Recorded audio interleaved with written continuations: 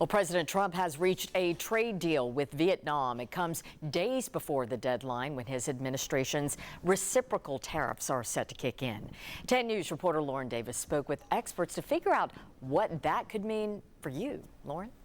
Robin, in a Truth Social post this morning, President Trump announced the terms of the trade deal with Vietnam. In the post, he says Vietnam will pay the United States a 20% tariff on any and all goods imported into our country and 40% on any transshipping.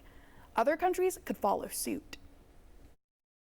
The Trump administration is pushing for trade deals to reduce the trade deficit between the United States and other countries. It's been retaliatory in terms of the flow of fentanyl and the ingredients for fentanyl coming into the United States. Another reason is to bring back production to the United States. Reshoring is, its name implies, is trying to bring operations, namely production operations, back to U.S. shores. But the cost of American-made goods would be higher. The cost of doing business is considerably higher in the United States than around the world.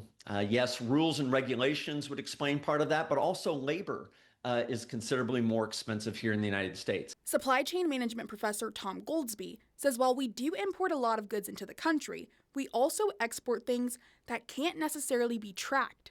The trade balance is not so great when you think about things like the F1 movie, entertainment, education, all those other things that we're shipping around the world that don't require conventional supply chains. Goldsby says bringing production back to the U.S. would take some time before we see results. That if a company was serious about reshoring a substantial operation in the United States, you're talking about 3 to 5 years minimum before you can expect that to even happen or to have any sort of payoff.